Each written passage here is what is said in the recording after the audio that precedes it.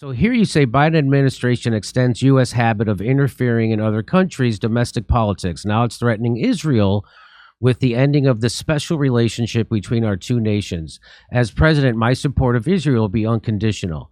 Now, what do you mean when you say unconditional? Because I immediately thought, if Israel is going to drop a nuclear bomb, you don't even support America unconditionally. You're against the Iraq war. You're against Libya. You're against right now the Ukraine war. So you didn't support. So what did you mean by that? I meant the special relationship that we have now, which Biden was threatening to end if the Israelis did not change a domestic policy about having to do with their judicial reform. Now, I want to say this. I am against that judicial reform. Israel has but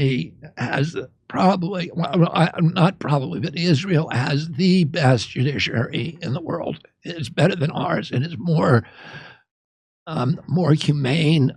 It is the only country in the world that outright forbids torture, even in the ticking time bomb scenario. It's the only judiciary that's actually specifically addressed the ticking time bomb scenario. So you have a terrorist who you've caught, who knows there's a bomb that's going to kill tens of thousands of civilians, and the Israel Judiciary has said even in that case you cannot torture him. No other judiciary in the world says that. The Israel Judiciary has, there's, I think, 3 of the 12 Supreme Court justices are Palestinians. There are Palestinian judges all over, as there are legislatures, and it's guaranteed, full participation of Palestinians in the electoral process. There's 1.9 million Palestinians in Israel who vote. They elect legislatures. Are represented in the judiciary, and they can practice freedom of religion. It's the only place in the Mideast where you can do that. They guarantee protection for gays. There was a pride parade 2 weeks ago in Israel with 150,000 people in Israel, in Tel Aviv and in Jerusalem. At the same time in Iran, they were hanging gays from cherry pickers. It's the only place where women have full rights. It's the only place where Palestinians can legally complain about their government with no fear of reprisal. So anywhere else, including the West Bank, if you complain about the extremely corrupt governments in the West Bank or Gaza, you risk your life, and you'll face torture and death. So. The judiciary in Israel is unique in the world. It's also said you can't pressure people putting pressure on their family. You can't pressure terrorists in that way at all. I have a feeling that happens all the time, though. Again, you can go to jail for it. But I'm not right. But I'm not I'm not an expert. And you can sue people for it. Okay. So I get your defense of Israel. So yeah, but I'm not, and I'm not saying that I'm not going to oppose, and I'm co-signing, every policy. So you don't mean unconditional? No, I don't mean, I mean unconditional, because we give $3.5 billion to Israel every year. Now we give $2.3 billion to Egypt, which has no human rights, and we give $1 billion to Jordan, which has no human rights, and we give $800 million a year to the Palestinian Authority, which uses that money to pay bounties to Palestinians who kill Jews, not government officials, but Jewish civilians. So if you go to Israel and if you kill a Jew anywhere in the world and you're a Palestinian, the Palestinian Authority will pay you money for that, and they will. I don't know enough to push back on this. So I know. I think there's this narrative, and particularly on the liberal left, that says that that portrays Israel as a kind of occupying nation sitting on a Palestinian land, and the whole thing is a lie from start to bottom. And let me just tell you a little bit about the history. Israel and Jordan were part of what was called the British Mandate when the Ottoman Empire, in 1922, when the Ottoman Empire collapsed after World War I. We went to war. the Palestinians were on the side of the Ottoman Empire against the Allies. The Jews were on our side. There were more Jews in Palestine at that time than there were Palestinians. But at the end, the Ottoman Empire disappears. And so there's a lot of land that is part of the Ottoman Empire. And the question is, what do you do with that land? Woodrow Wilson and the League of Nations said, what we're going to do is we're going to give it to whoever lives there. Whoever lives on that land now is the sovereign of their own country. Well, they took Palestine, and they said, there's half the people, a little over half are Jews, a little under half are Arabs. So we're going to cut it in two, and we're going to give half, part of the Jews, part of the Arabs. But there was so much anti-Jewish, anti-Semitic bigotry at that time that they gave 4/5 of it to the Arabs and 1/5 to the Jews, just a tiny sliver 9 miles across to the Jews, tiny, tiny little piece of land with their sacred sites that were not Muslim sacred sites ever. So, that was the original distribution. And then in the 48 war, when Israel got its statehood, they were immediately attacked by by Egypt, Jordan, Syria, all the surrounding countries, and Lebanon, and miraculously beat them off. The Palestinians were on the side of the attackers. In all of those countries, all the Jews were expelled. So all of those countries expelled every Jew in the country and took away something like 27 million square miles of land that were just taken away from them. And those Jews were all sent to Israel. Israel did not do that to the Palestinians in Israel. It allowed them to stay. And then, it's been attacked. It was then attacked in 1967, and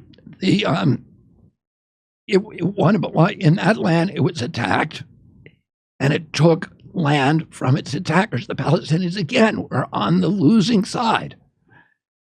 But it took strips of land from the attackers, which is the West Bank, Gaza, Sinai, and the Golan Heights. And then Israel said, look, we want to give it all back. But we're not going to give it back because you can attack us from those parts. We're not going to give it back unless you promise us peace. If you renounce violence against us, if you admit that we have a right to exist, we'll give it back. Egypt said yes. And Syria got the Golan Heights and Sinai, and they got it back. Jordan wouldn't do it. And today you have, the Palestinian Authority, and in Gaza, if you kill a Jew, you get a street named after you. The children are taught from kindergarten that killing Jews is an act of patriotism, and 85% of those countries, people in those countries when polled, believe that it's okay to kill civilian Jews, and that it's okay, and that Israel has no right to exist, and their purpose is to destroy Israel and to exterminate the Jewish people. Now, Israel, on the other hand, only deliberately attacks military targets. So civilians do get killed, but for example, in Jenin, in the recent battle over Jenin is a bomb factory. It's terrorist bomb factory. But Israel, unlike Russia, which when they have areas like that in Chechnya, or the United States and Iraq, we bomb the whole neighborhood because we're not going to send troops in there who are going to die protecting people. You're saying Israel does? I know I've covered stories where they bombed schools. Well, but never deliberately. Oh, yes. Oh, in war, listen. Yes, war, that's not true. Yeah, it is. Israel, of course, the it's IDF, true. Listen, the IDF, Colonel Camp was one of the top military experts in the world. I've covered these stories. Well, I understand. And maybe somebody, I'm saying it's a policy. Of course, in war, stuff happens. And you may have individuals who kill a reporter, who do something like that. But the policy of the Israeli military is always only to attack military targets. Now, of course, that doesn't always happen. But let me tell you this. The politics, the military policy of every one of the surrounding nations and of Gaza and of the West Bank is not to attack military targets. It's to attack individual civilian Jews. That is the target. Okay. So, and it's the opposite of what Israel So does. let me. So and by the way, well, the here $3.5 billion that we give to Israel was part of the Tava and Camp David peace agreement. So we said, okay, we're going to contribute to this peace agreement. I'm making these payments, to Israel. That was our part in it. And that was our promise. And, we get a lot for that money. So anyway, I could talk about it a long time. So let me I have to push back on you a little bit on that. I'm happy to. I'm happy for the opportunity to explain my position. So here you're talking about how they inside the hospital premises, Israeli military rained down tear gas and bombs. That's there. They also use. Yeah, but this is Jenin. Now in Jenin, you're talking about. In Jenin, you're looking at Jenin here. Not a single civilian died, and the IDF risked lives to go in there and do door-to-door. But they did combat. but they also did bomb it. They also. But the terror. Listen, right with jets, with military jets, they did. No, but nobody died.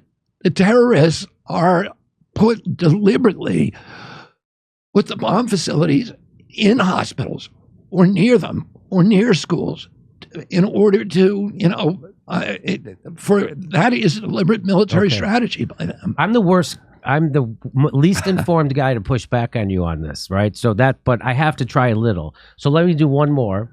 So here is the Israeli occupation pours cement into the water springs at the El Hira area south of Hebron to block and prevent Palestinians from using their water in agriculture.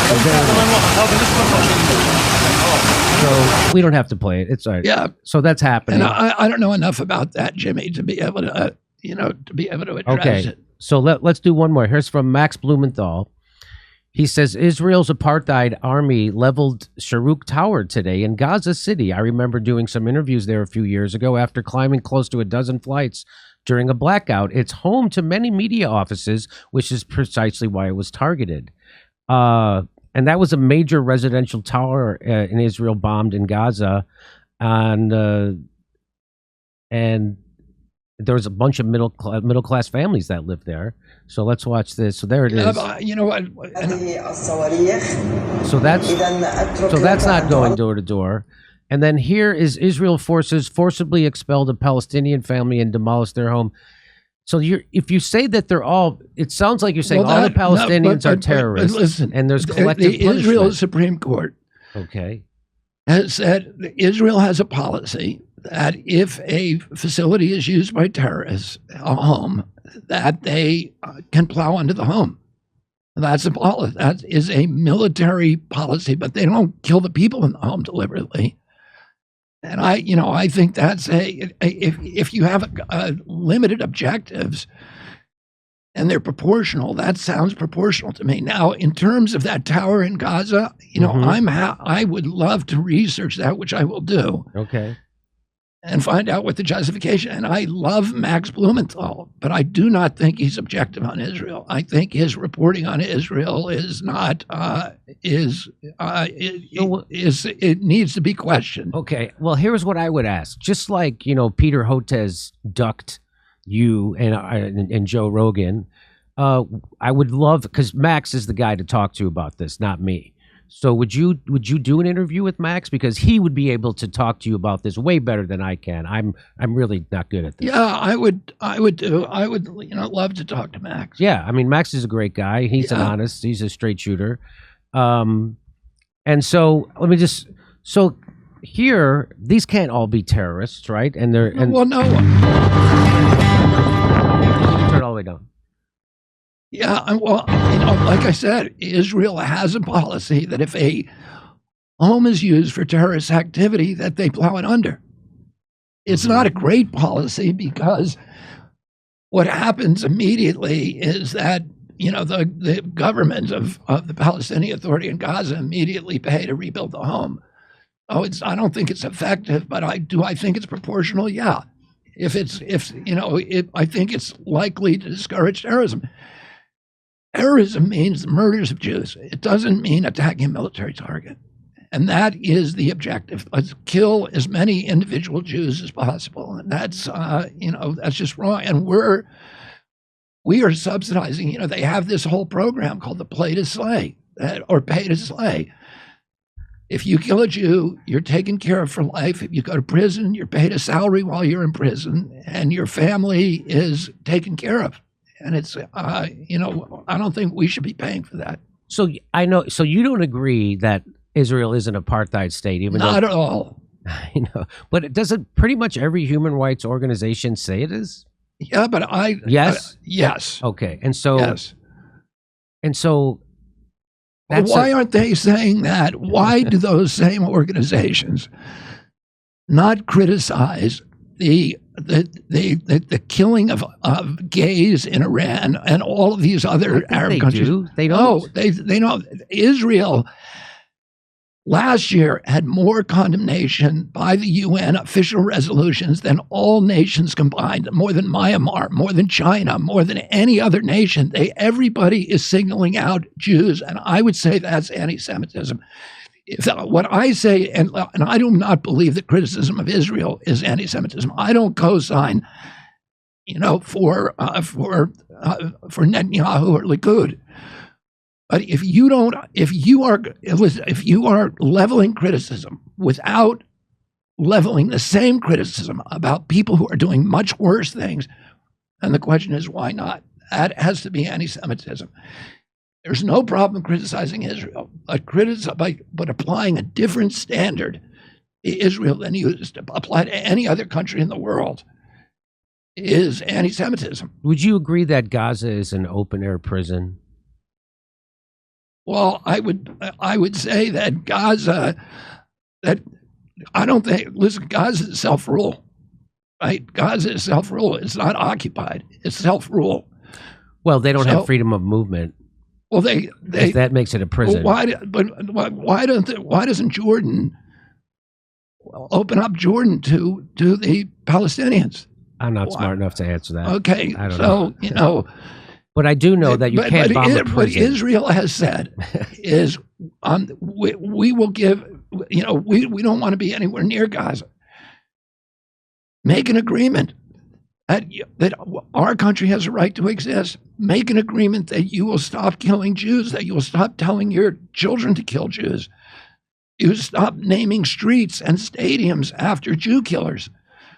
Do that, make us feel safe, and we'll give you, the two-state solution. That's what they've been saying for 60 years. Prince Bandar, who was the referee in the Camp David Accords, and Ehud Barak offered the Palestinians everything they wanted, including giving them the entire West Bank, plus 97% of the West Bank, plus 3% of Israel to make up for the 3% it was keeping. And Yasser Arafat, in the end, and everybody agreed this, Yasser Arafat simply said he wouldn't negotiate. Prince Bandar, all of the people involved in that, Clinton, etc., all said it was completely Yasser Arafat's fault that they, and by the way, that there was no negotiation. Yasser Arafat would not negotiate. But for 60 years, the Israelis have been trying to negotiate, and nobody will negotiate. The leadership is bad leadership. Yasser Arafat sold $1 billion from his people. He died a billionaire. His wife is a billionaire. Mahmoud Abbas has $800 or $700 million. Oh, and by the way, after the Oslo Accords, the Oslo Accords gave a right of return to the Palestinians. So any Palestinian in Israel, 1.9 million Palestinians, were allowed to return, and they would be given free land and a farm place in the West Bank. And it was expected that hundreds of thousands, they could live under their own country there. It was expected hundreds of thousands of people would take that offer. You know how many did? 4,000. Why is that? Because nobody wants to live under the Palestinian Authority, because they torture people. There's no justice system. They kill you if they don't agree with you. And it's a dictatorship, and it's a kleptocracy. They steal everything. They've stole $1 billion from their people. Again, I apologize. I have no idea how to push back on you on that. But I just want so you would say. Let me ask you one more question about this. Like I think if you could just anyway. So you said Wasserman Schultz has not only refused to condemn the over anti-Semitic rhetoric of Rashid Tlaib and Ilhan Omar, but she supported Omar's appointment to the Foreign Relations Committee despite Omar's advocacy of a boycott of Israel. So Omar used that platform to issue regular libels against Israel and Jews that include references to Jews and their Benjamins. I won't be lecturing. So when I see that, it's like, oh, well, people call you anti-Semitic incorrectly all the time. And it's just, why wouldn't you be more hesitant? Aren't you doing the same thing here that people do to you? No, I'm not, because I never said anything anti-Semitic. If she was criticizing Israel, that is not anti-Semitism. Everybody has a right to criticize Israel, just like it's an imperfect democracy. The only democracy in the Mideast, but it's an imperfect democracy, just like we are. And people ought to criticize it. But if you're applying a different set of standards to Israel than you are every other country, if you let every other country slide on human rights abuses and I mean, every country in the Mideast is an apartheid state. They don't let Jews live there. They don't let Jews hold office. They don't let Jews into their legislature. Live in Iran. There's temples in Iran. But there's nobody in political office. It's apartheid. Oh, okay. Okay, why aren't they all apartheid?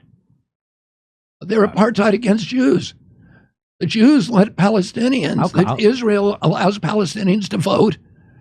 They allow them to hold political office. They have the same rights as other Israelis. They even have more rights because they can visit the Temple Mount.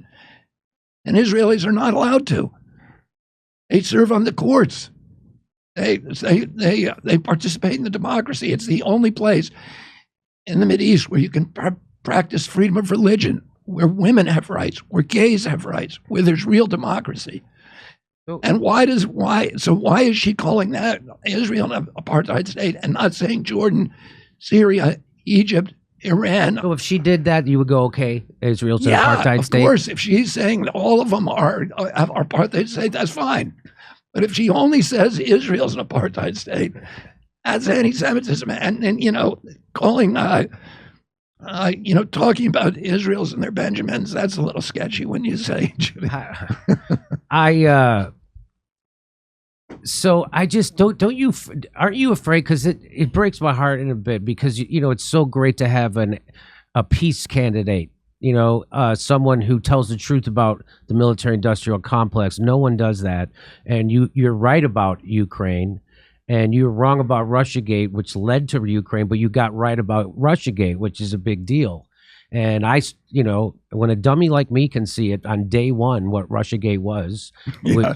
I didn't say that, but I wasn't paying attention to it. I was. Right, you were. Because I saw where it was going to go. A lot of stuff, so you see it. And they got their war. What happened to me is I never looked into it. I was taking the narrative from the mainstream media and just that was it. And then I had dinner one night with Oliver Stone and with his son, Sean.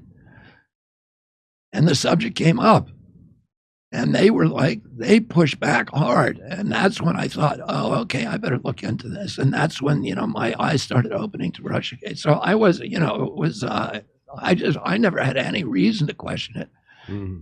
Your voice on it, is you have to be reading you have to be reading alternative media on that stuff to even be awake to the fact that it was happening. Nobody in the mainstream media was reporting it.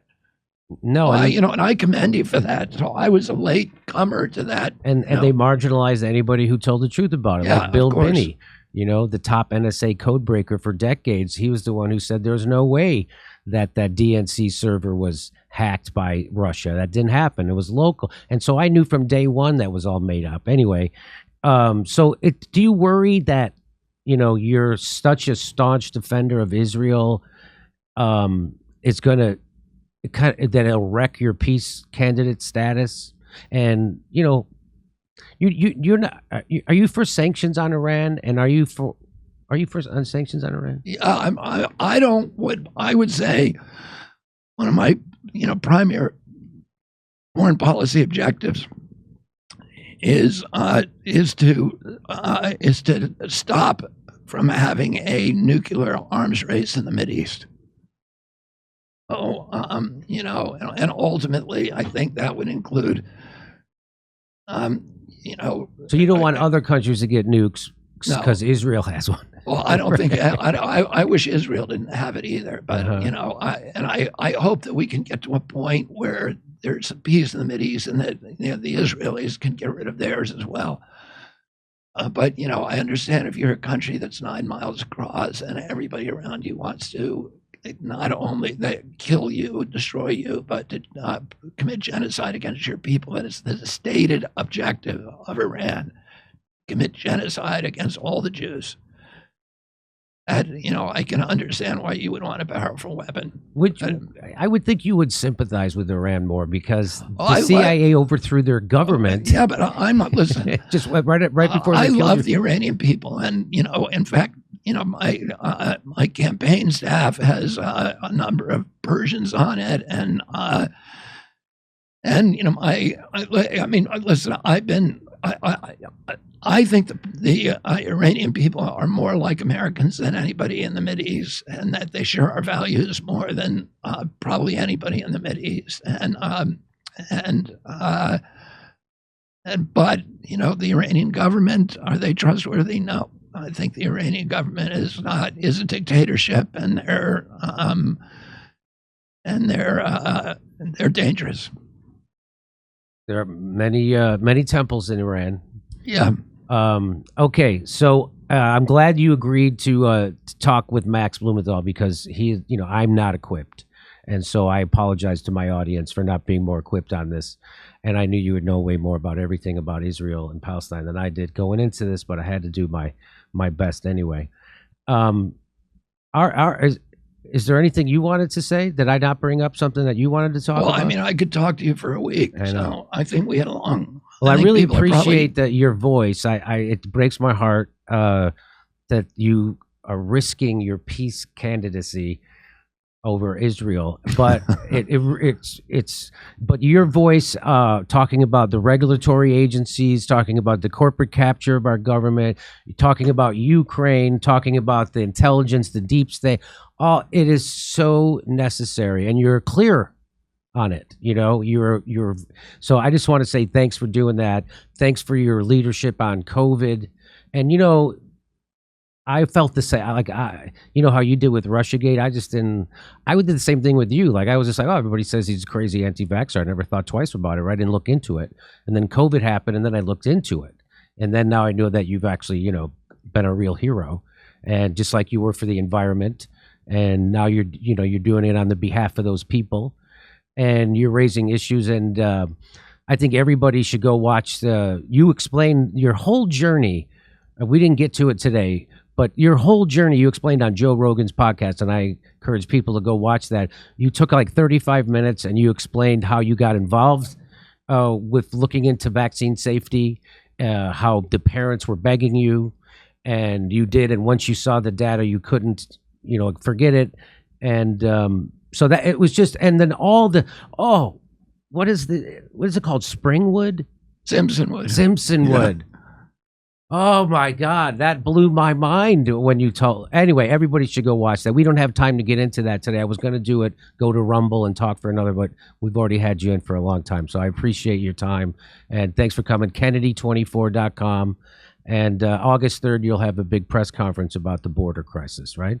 Thank you so much, Jimmy. Tell your wife. Thanks for everything you do. I will. Come see our live shows. We're going to be in Chicago, Rosemont, Las Vegas, Salt Lake City, New York City, Pottstown, Pennsylvania, Stamford, Toronto, Toledo, Detroit, St. Louis, and more. Go to jimmydore.com for a link for those tickets.